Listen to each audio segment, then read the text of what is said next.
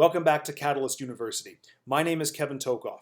Please make sure to like this video and subscribe to my channel for future videos and notifications. And a big thank you to my patrons on Patreon for your contributions to my channel.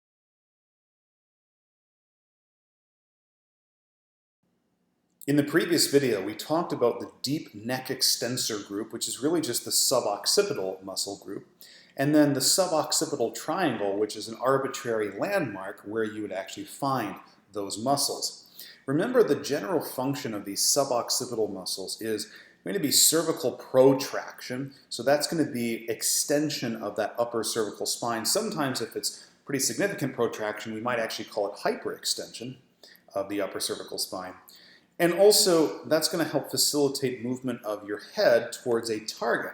I mentioned you're reading a book or watching a TV show or something on your computer and you can't really see something, so what do? You bring your head toward that object to see it better. And to bring your head toward the object, you could bring your entire torso, or you could just protract at the neck and bring only the head closer. But human tendency is to have chronic posturing and cervical protraction, which we see in upper cross syndrome. So people that are chronically looking over a computer screen, whether it be for school or work, often see this. Or people who play video games all day tend to have that upper cervical hyperextension. And when you chronically posture like that, those suboccipital muscles, they are working. Okay? They are postural muscles, they are endurance muscles, but they're not that good at endurance to hold it that long. And so they get tired, they get fatigued. Eventually they get tight, and they can also become ischemic. And when any or all of those things happen, they tend to become a pain generator. Remember that nociceptive stimuli occurring around the levels of C1, C2, and C3, normally on the back side of the neck, that can refer into the head because of that trigeminocervical nucleus that we talked about in a previous video. And when that pain does refer into the head, it's what we call a cervicogenic headache. And normally these headaches would be characterized by coming on when you are chronically posturing over a computer, over a TV, sometimes even over a book. And normally the pain is going to be kind of on the posterior aspect of the skull. And so if you have somebody that has a cervicogenic headache, or just generally they have tight suboccipital muscles, you might want to consider what's called a suboccipital release. But before we do anything with the suboccipital muscles, we have to be able to find the suboccipital triangle. And from there we can find the muscles. So we'll look at how to palpate the suboccipital triangle. And let me just mention this first. It's not like finding the brachial artery. Brachial artery is pretty tough. You can get good at it, certainly, but everybody has different levels of muscle in the arm, fat, subcutaneous tissue. The brachial artery even itself has some variation genetically and can be at different depths slightly. You might find it at different spots on different people, right? So that's a lot harder. In contrast, the suboccipital triangle is much easier to find. Once you find this on a few people and you get pretty confident with that, you could probably find this on almost anybody in a matter of seconds. Now, before we go any further, a little word to the wise. When we covered this stuff in the previous video on the suboccipital triangle and all this, remember there's 4 separate suboccipital muscles on each side. And if you go on YouTube and you look up palpating this stuff, whether it's the triangle or the muscles themselves, you'll often find videos where they're looking at each individual one. And I suppose if you had really, really good palpation skills and you've been doing it for years, you might be able to find each individual one. In the vast majority of clinical cases, you don't need to target one individual muscle, okay? You can get all of them at the same time and you will get the same outcomes. For example, in a suboccipital release, I'm not targeting one of these over the other. I'm just going to hit all of these above the suboccipital triangle and I'm going to get good results. I don't need to look at one individual one. And I suppose there is maybe some clinical case, a rare one, where maybe you wanted to look at one individually. But for pretty much anyone who comes to the doors where they need something like this, just target all of them, okay? So when you're first starting out learning this stuff, don't worry about each individual one. Learn them as a group. And the same thing goes when we cover the suboccipital stretch. To really get good at this, you need to first do it on yourself, but then of course, do it on a bunch of other people. And you should do it in sitting and standing probably first, just so you can see where you're putting your fingers and all that. But then eventually progress to doing it in supine like this, because in order to perform a suboccipital release, you have to do it like this as shown in the picture. Okay?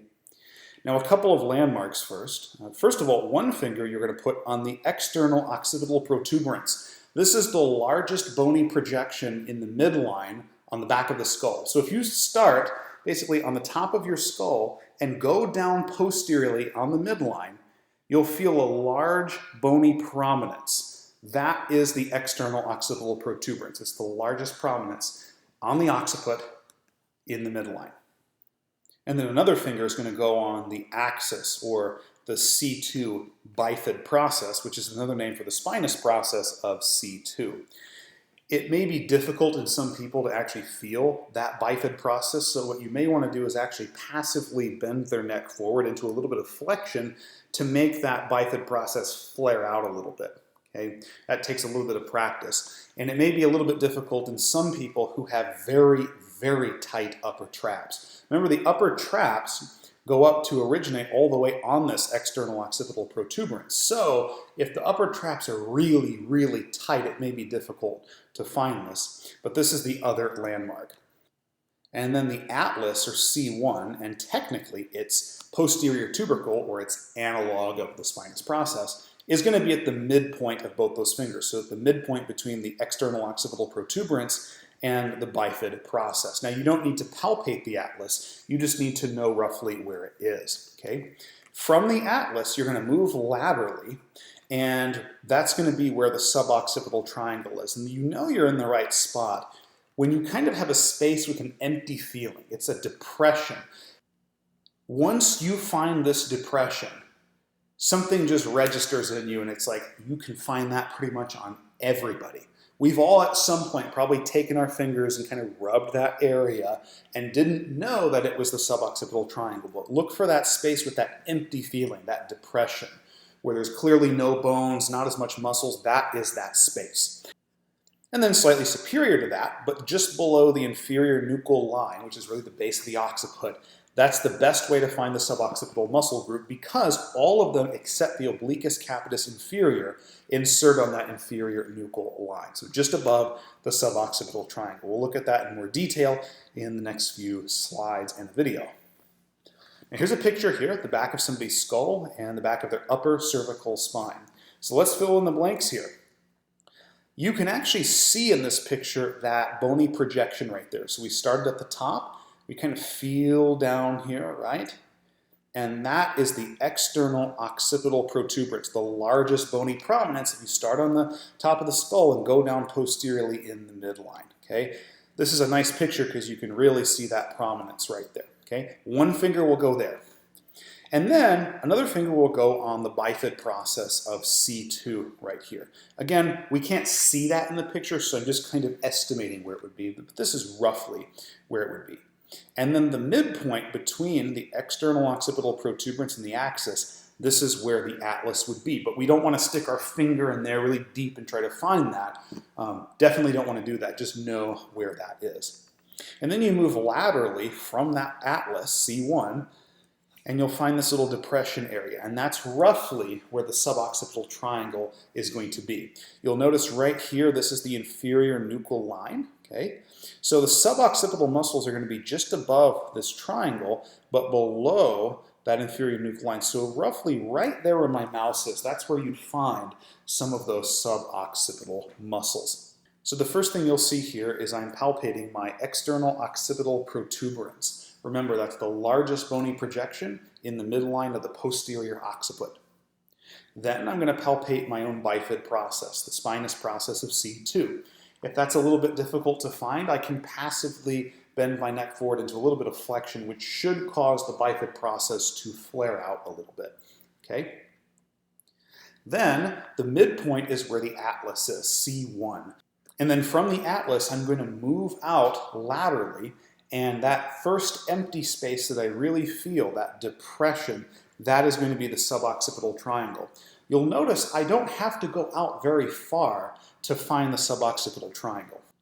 I can then go superior a little bit from the suboccipital triangle, but then just inferior to the inferior nuchal line.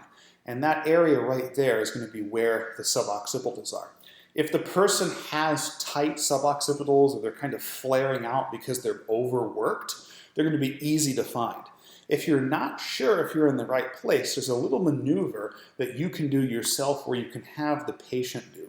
You're going to have them actively protract and then move into retraction, and then actively protract and move into retraction. And as they protract, so moving their head forward, you should feel those suboccipital muscles contract. Some people will say to just go up into neck extension. The problem with that is that there's other muscles, including the upper traps, which overlie those muscles that work to do neck extension. So you really want to do protraction to make sure that you're on the right spot, because protraction really should selectively cause those suboccipital muscles to contract. Okay? What I've just shown you is the standard method for palpating the suboccipital triangle, but for some people, they might find this next quick method easier. You basically first palpate the most prominent part of the mastoid process. That's that large bony projection behind the ear. And once you find that, you basically just follow it around posteriorly and medially, and it leads you basically to the suboccipital triangle. Once you feel competent palpating the suboccipital triangle and suboccipital muscles, you can then move to what's called a suboccipital release. And this is a treatment that's used to loosen up those suboccipital muscles, particularly when somebody has tightness in them or they have cervicogenic headaches. And we'll be covering this in the next video. But hopefully this video gave you a good understanding of how to find the suboccipital triangle and the muscles associated. Thanks for tuning in. Please like, subscribe, and check out my Instagram for cool science and not science stuff.